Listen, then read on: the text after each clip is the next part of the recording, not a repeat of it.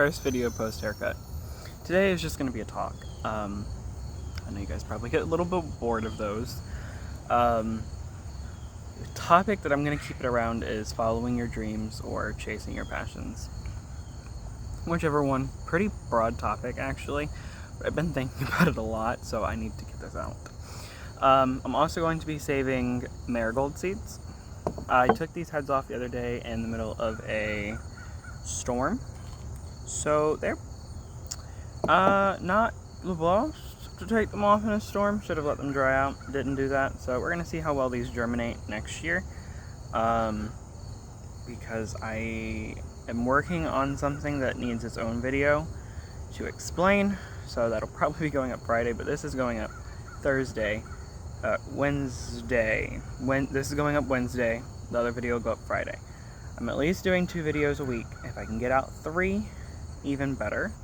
If not, then I will figure out a way to do things. But,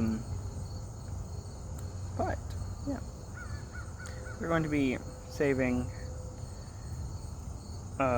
marigold seeds. These are actually really easy to save. I will talk about these and then I will get into my topic. So the heads look like this when they dry, and they turn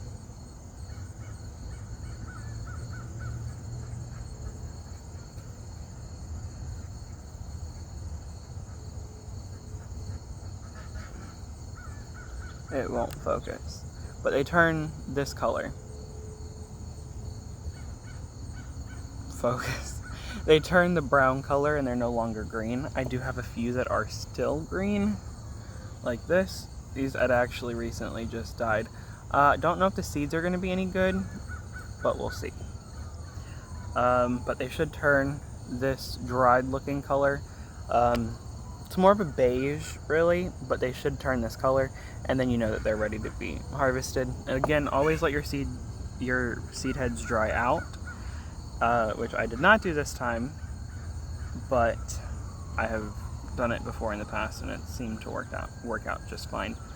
But these are actually really easy. All you do is you have your seed head, you peel off all of this on the top, you make sure to hold the bottom firmly, and you just gently take out all of the actual flower. You take out the actual flower, and then you're left with just that. You don't need to get all of it, but you're left with that. Cleaner ones will look like a little broom.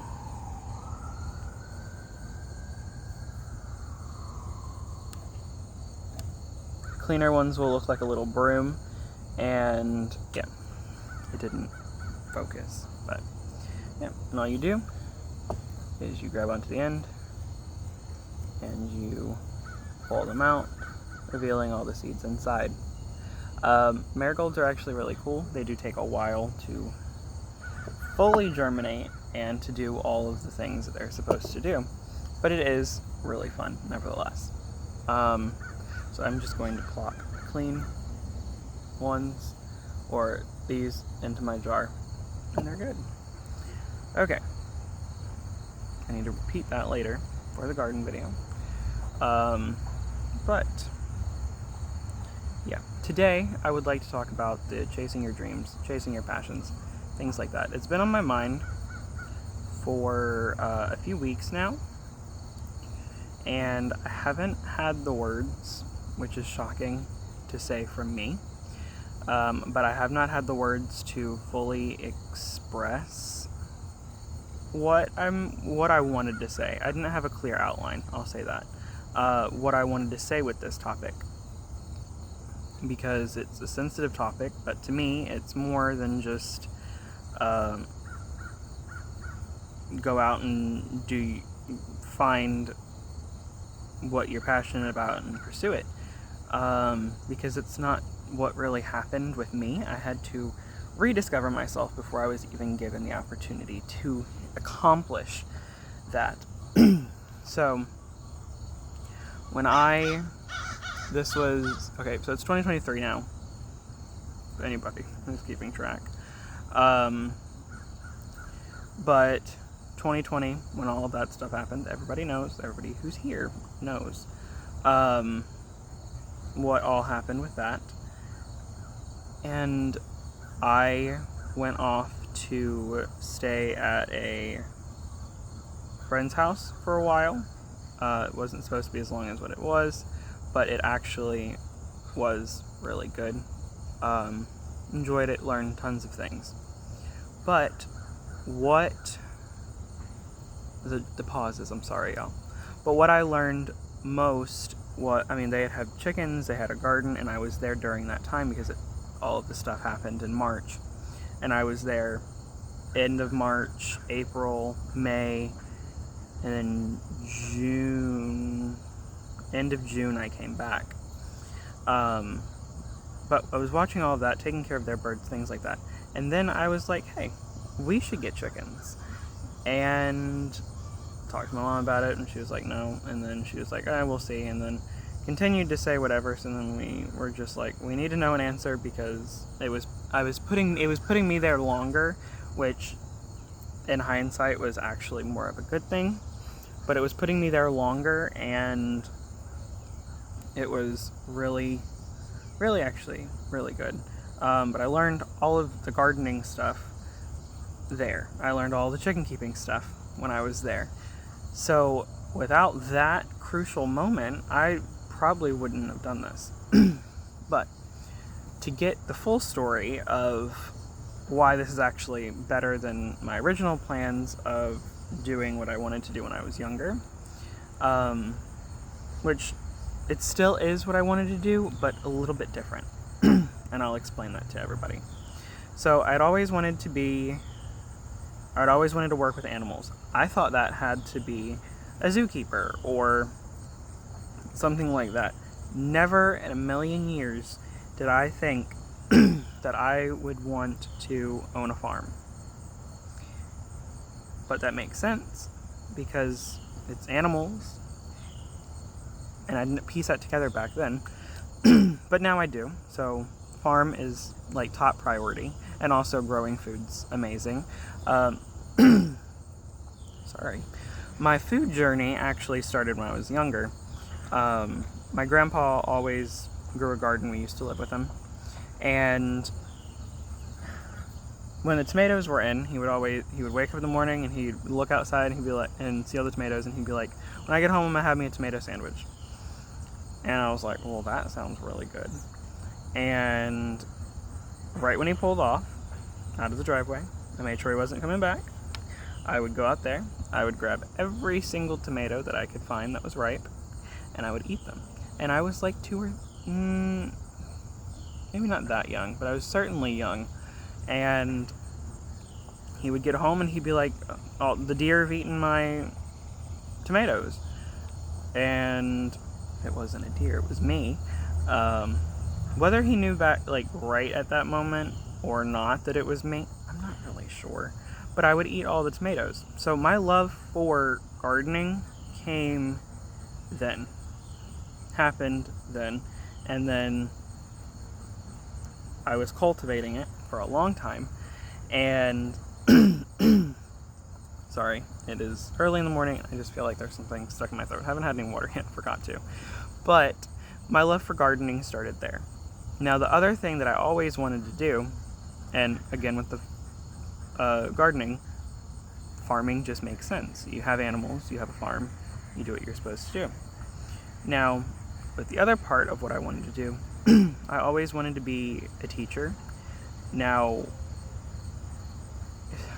looking on it now, there are so many different things to teach when being a teacher. It's not just teaching the subjects in school. It's just educating others. So more an educator than anything else. And I've talked, no, I don't think I've talked about this, but I'd always wanted to be an educator. And it actually really helped because, we started the podcast, but also doing YouTube, I'm able to teach you guys. I just taught you guys how to save marigold seeds. I'm teaching you guys how to incubate chicks. I'm teaching you guys how to plant a garden. I'm teaching you guys how to garden unsuccessfully in some cases. How to do certain things, and ultimately I just want you guys to follow your passions, because people are going to tell you that your passions aren't going to do anything. If you love art, people are more than likely going to tell you art, you're never going to make any money off of art. I challenge that. I really, really do, because your hobby could be the thing that makes you more money than anything else. And I'm going to contradict that, because it should never be for the money. You've probably heard this 1,000 times, and you're probably like, why are you saying this? Because it's never for the money. I was always told that. It's always a job, whether you get paid more than what you wanted, less than what you wanted, exactly what you want, whatever. It should never be about the money. And I've definitely kept that in mind. I'm fine doing some things for free, just because I would rather soak up all the knowledge that I can than not. And that's just how I live personally, is that it's not about the money. To me, I could care less. As long as I have what I need to get by, I don't need to be a millionaire. I don't need to have a ton of money saved in the bank. I mean, yeah, that'd be nice, obviously. Things would be convenient. But I don't need that. As long as I have a farm, as long as I'm doing what I want to do, and as long as I'm happy, which is the main thing, I don't care about how much money is in a bank account. I don't care what somebody owns. I don't care what somebody does. If it makes you happy, you need to follow it. If it doesn't make you happy, do something else. I mean, yeah, you are going to have a period where you're in a waiting area. I don't want to say waiting room, but like, that's really what it is. Where you're in a waiting room type situation, and you're gonna have to do that. Like, you're gonna have to get a job that you might not have ever thought that you wanted to get. You might have to do some things that you might never thought that you would do. That doesn't mean you need to go get an office job and do it for the rest of your life. I'm saying get a job and pursue your hobby. Start putting your hobby out there. Start selling art. Start doing things like that. And when you start making money with your hobby, only good things can happen from that. Yeah, I'll tell you about mine right now.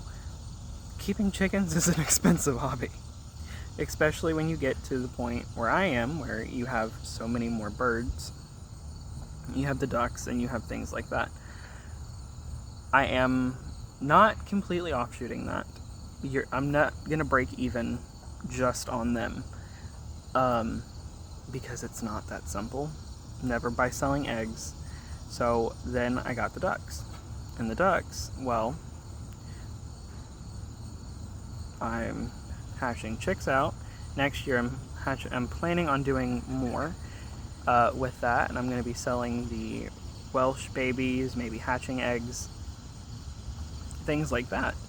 And if all of them get sold, which I don't know how many is going to hatch, things like that, if they all get sold how I'm wanting them to, then that's going to be a decent amount of money. Is that going to be enough to cover everything for the whole year? Absolutely not. Not right now. Not with the scale that I have. But even if you upscale that, you're still not going to be breaking even unless you are completely free-ranging, and then you're losing eggs that way if they're laying elsewhere. Males are not where they're supposed to be, so yes, I do separate my drakes out with certain females, so I can do certain group projects and things like that. And I'm starting earlier this year because it got too hot, and I don't want anything past a certain point. I am going to keep 2 is the plan. As of right now, I would like to keep 2. Whether that happens or not, I'm yet to find out. But that is the plan. But I don't know where that went off to, but I do think it was necessary. When I was doing all of my stuff. I was not in a good place beforehand. I can't really remember if I've talked about it on here or not, but I was not in a good place beforehand, and that really finding my passion. And what started was finding YouTube channels who were doing things that I was doing, and they were, successful. They didn't have another job in most cases. They were doing what they wanted to do, and it made them happy. They didn't care about whatever else, as long as they were able to support their family and do what needed to be done. And watching them, seeing that there was people out there living a life like this, and then my dreams didn't become their dreams, but my dreams shifted to something that it was probably a little bit more realistic. Not realistic. I could have totally been a zookeeper. I could have totally been a teacher. And I could have absolutely have been a writer. I'm doing all of those things, but it's now one thing instead of 3 different things. But I was not in a good place beforehand. Public school didn't mess it up with that, but it was more so just people being people. And then COVID happened and all that, and it was actually a good thing for me. I know a lot of people suffered and everything like that, but it was a good thing for me. And I had really wanted to find my purpose because I was just there. I'm gonna say it's not the best wording that I can do, but I was just there, really, and I needed to find something that I could do. And I prayed a lot about it, and then I came across the farming stuff. And I was like, hey, this is everything that I wanted to do, and so much more. And it's a simpler lifestyle, which is what I want. Somebody who has a 10-story mansion, absolutely, it's beautiful. Yeah, I agree with that. It's beautiful. But that's not for me. I'd be okay with a small house and few acres and be done. I don't need all of the other things that people are wanting you to have and things like that. But I found all of this, and I give full credit to the one who who deserves the credit, and that's God. He showed me what needed to happen. He brought me down to my lowest for me to find the light at the end of the tunnel. He took me down that path so I could learn from those mistakes. Or not mistakes, really, but learn from whatever actions and things like that. And yeah, I did learn. Sorry, there's something. I did learn, and I found my passion.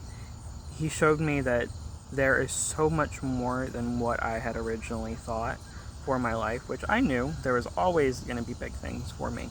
I just didn't see it then. And I'm so glad that I finally see it, because I know that, he was always there. I've said this before. Maybe not on here, but I've said it a few times. He was always there for me. Whether I was always there for him or ready to receive him all the time, I was not always ready to receive him. But I did, at that point, it was undeniable proof. I never doubted him, but I had really strayed from him, and then I found him again, and I was like, everything that's happened is because of you. And then all of the passions came back. All of the passions aligned themselves where it was, oh, we got this now. And I was like, yes, let's do this. And at that moment, because I was doubting my faith. I'm going to be honest, I was doubting. But I don't doubt anymore, because all of this everything that's around us. The sun rising in the east and setting in the west. All of that is beautiful and spectacular. And those little moments, they might not mean a lot to some people, but they mean so much to me, because it means that everything has been thought through. And I've been saved. I haven't been baptized or anything like that, but I've been saved. And I'm really excited, or I'm not, well, excited's the right word, yes, but I'm really happy that I was able to find that passion through gardening. And I have always said this. I mean, I am a Christian. Obviously, I feel like I put that out there in a few videos. But it's always been, when I'm out in my garden, when I'm tending to God's creation, I feel closer to Him. Yeah, church, you feel Him there. It's not like that with me. I do feel His presence in a church, but I don't at the same time. It's not as strong, I'll say that. I feel it more when I'm out here, tending into the garden, stewarding His creation, doing things like that. And I'm so excited to get more land and to be able to steward more. I've always called my garden, not the Garden of Eden, but like metaphorically called it the Garden of Eden, because I can go out there and I can find myself over and over and over and over again, so many times to where some people be like, isn't that a little crazy that you found yourself so many times? Absolutely not. I find myself in every tomato, in every flower that pops up, in every seedling that emerges from the ground, in every ear of corn that you pull, or every bean pod that you pick. I find that every single time. And yeah, at times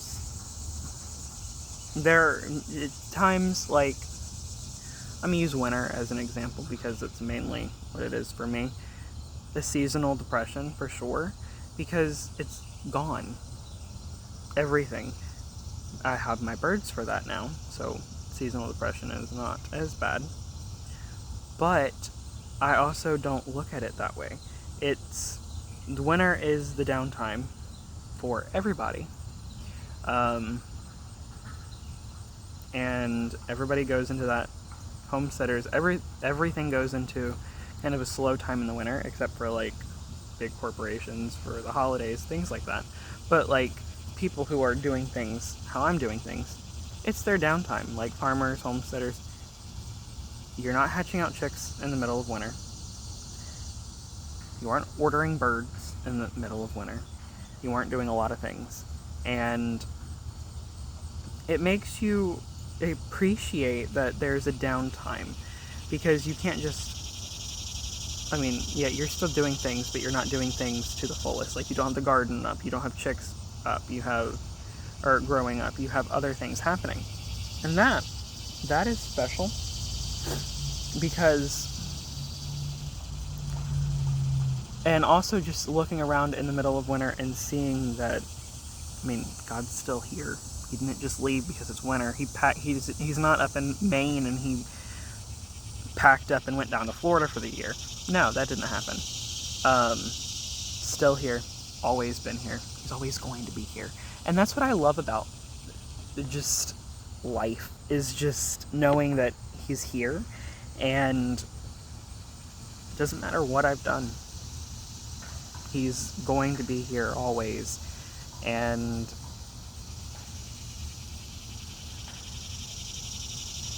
he never turns a cold shoulder to you. He's always there if you need to talk. Yeah, are you going to get an answer right away? Probably not. But that's fine. You don't need an answer right away. How did things happen before? With letters. We're so used to getting a message right away when we message somebody. Don't be looking for an answer right away, because then you're going to be disappointed. Now, sometimes an answer might come right away, and that's wonderful. truly, truly wonderful. But you're more than likely not going to get an answer right away.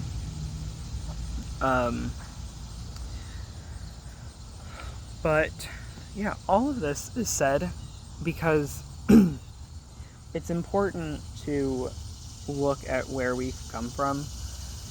And no, that's a bad example. It's important to know that our dreams are still able to be accomplished no matter what we're doing. Yeah, it might be something, you might have the craziest idea. Do that crazy idea. Do it. Because that is the only thing that is going to make you stand out. You don't want to be you don't want to be just like everybody else. Stand out. Do your own thing. Create your own, in my case, create your own heaven on earth, practically. It might not be for everybody, but it's for me. And people are going to ridicule you. There are going to be times that you want to give up because things that people have said. Don't give up, because I said before, I'm a Christian. So every time that you feel like giving up, that's Satan telling you, or trying to get to you, like, hey, you're on the right path. I'm going to steer you away from this. No. What you need to do, and this is what I pray, or say out loud, whatever. I'm like, Satan, you need to back away from me. I am not yours. I am a child of the Lord. You need to go back to wherever it is that you came from and stay away. You're not welcome here. And I pray over property. I pray over the house. I pray over the neighborhood. Everything. Everything. You are not welcome here or around any part of my family. And that is wonderful. Yeah, sometimes you see things that are like, oh, let's pray a little bit more. But sometimes, or a lot of the time actually, it's gone. You just need to tell him you're not his. He has no right to you. He's scared when he sees your plan fulfilling itself, because that means he's lost. And that in and of its own is a spectacular thing that people take for granted. Some people will give up once they've had their dreams. Some people realize that there's a different dream out there ready for them to chase, that they did what they were supposed to do, and there's a different plan for them. Now, I don't think that'll ever happen to me. Could. But I believe fully that I'm going to have a farm until the day that I die. It's going to be passed down to my kids, and that's going to be that. Whether or not there are stops along the way, or maybe there's I don't know. Maybe there's something else out there. I mean, farming, I'm always going to do it. Let's get that right. But there's so many different things. Like, what if writing a book. I've always wanted to write a book. I'm a brilliant writer. I'm not a brilliant writer. That's giving myself too much credit. I'm a decent enough writer. And it's, why would we not be open to explore the other things that are there? I'm not saying you need to go out and do everything. Follow your dream, do it. But if you get the feeling inside to write a book, you get the feeling inside to reach out to somebody, do it. Those people could be the ones that change your life. You could find the most amazing friend that you've ever found. You could find so many things. If you get that feeling, pursue that feeling. Because you could meet your soulmate. You could, talking from experience, you could do so many things, and it's so important that you are open to Still following his path, obviously, but doing other things, like writing a book. So many people have written books, and it's helped so many people. Maybe not how the author intended, but it's helped. I was going to use an example there, but I'm not. But it's helped so many people. You writing a book, wonderful. There have been people who've written books hundreds of years ago that have influenced our lives today. But the greatest book that can influence our lives, yes, this is me going back, is the Bible. I go through and I read that. I read the Bible. Not as much as I should. No, that's far from how I should. But when I need guidance, I turn to it. And I read it when I don't need guidance, of course. But it's, if you're willing to look, and this has always been my thing, if you are willing to look, if you're willing to uncover the secrets that the Bible's parables hold, or you're open to uncovering different things, or digging a little bit deeper into Scripture and getting a hidden meaning of things that have been said, wonderful. Go for it. And the way that things are going to work out, yeah, that's going to include a lot of reading. That's going to take probably being stuck on the same thing for a while. And that's okay.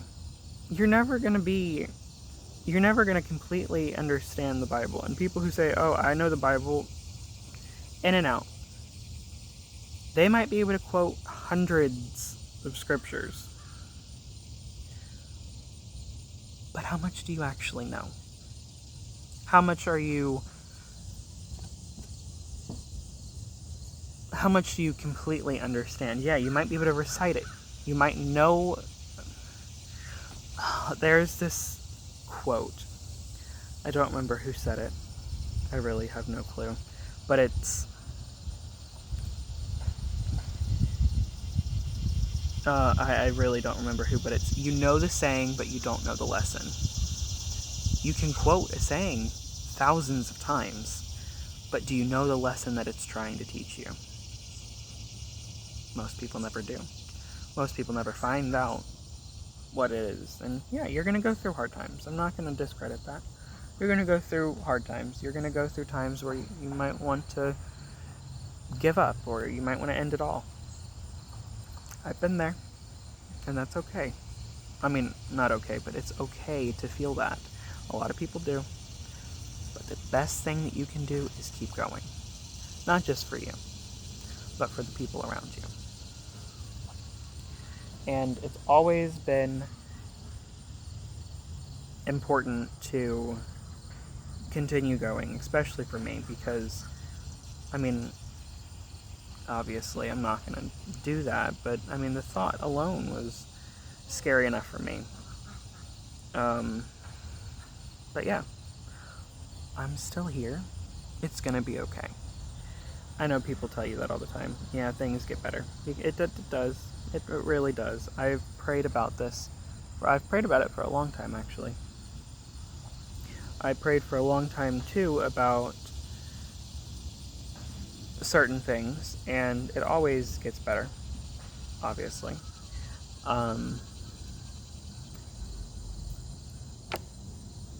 And that might seem cliche, that if you just stick it out, it gets better. But it's true. It's uncovering that hidden meaning that's not so hidden. Sometimes the simplest things are the things that are the most elaborate. And yeah, it's so much more than just that. Things will get better. Might not see it now. Might not be in a year. It might not be in a month. It might not be in a week. But it will get better. And it's going to happen when you least expect it. So the best advice that I can give you is stop searching. Because I believe it's somewhere in the Bible. Don't quote me on that. But it might, I'm pretty sure it is. Where? I have no clue right now. But you can only be found when you are lost. I'll say it again so that sinks in for you guys. You can only be found when you are lost. If you think you found it, or if you think that you found who you are, but you still feel empty, you still feel hollow, are you really found? Or are you lost? And I think that is hard-hitting for a lot of people, because as people, we do try to take things into our own hands, and we don't hand things over to God. We try to, yes, but some things we don't have the patience for. That's why I got that. Philippians 4:6-7. Do I remember the exact thing? No, but it is turning your worries over to God, and turning your worries over to God and letting Him deal with it, because He knows what's going to happen. If it's not beneficial, let it go. And taxonomy is Latin for peace of mind. I use Latin because it's a dead language, but peace of mind is a big thing because I am an overthinker, obviously. I will overthink a situation so many times, and I will think of every possible solution, and it's always the solution that happens is the one that you don't think of. So sometimes, or all the time, you need to let things go. Yeah, I've had to let go of, and I hate this, but I've had to let go of some friends that just aren't beneficial to me or to who I am. I've lost a lot of friends because of things. But I've let people go and let parts of myself go that weren't beneficial, that never had any specific place inside of me, that it was always an outer thing. It was never an inner thing.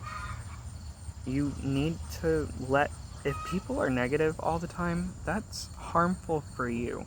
If people are only going to talk about their problems, that's not good for you. I mean, yeah, you can be the person who will listen to people's problems, but if you are going through something and you try to talk to that same person about your problems, and they keep coming up with excuses to why they can't listen,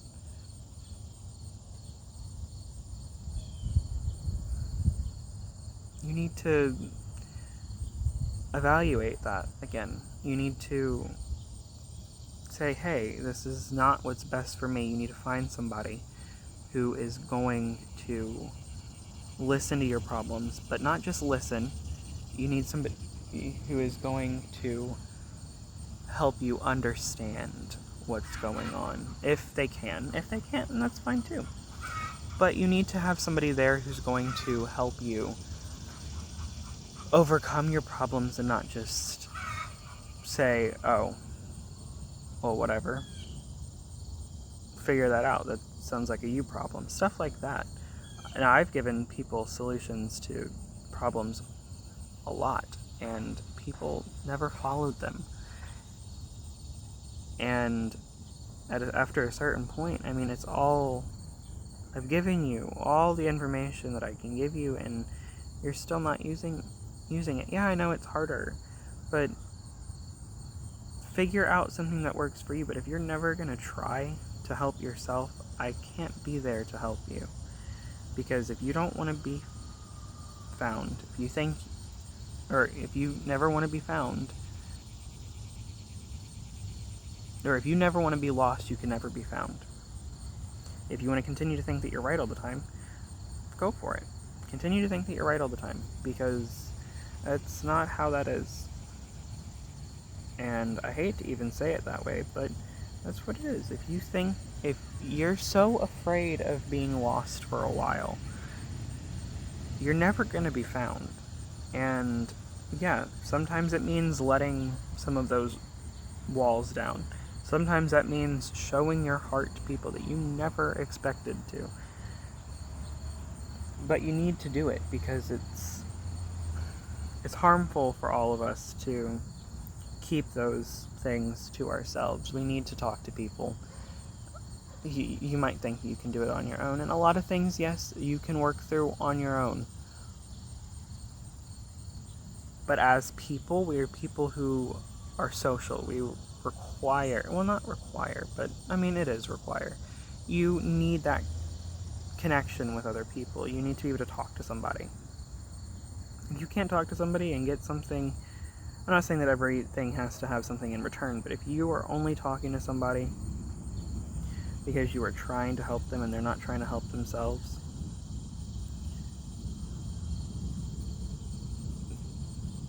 try to help. I mean, maybe you are the reason that person is where they are now. But if they're not gonna try to help themselves and it's only bringing you down, don't do that to yourself. I've repeated that same thing multiple times in different iterations. But it's very important, and we can't just... This video is so long already. Went a little while longer. But we can't just go and... It's so hard sometimes to put things into words because I don't want to say the wrong thing, but I also want to say it in a way that everybody's going to get it and not just like an inside joke or something like that. But it is so important to... I mean, I've said this multiple times. You need to lose yourself in order to be found. You can't be found until you're lost. But yeah, I'm going to go ahead and end this here. So, it's already longer than I wanted. So, thank you guys for watching, and I will see you in the next one. Also, I'm praying for all of y'all. Bye, y'all.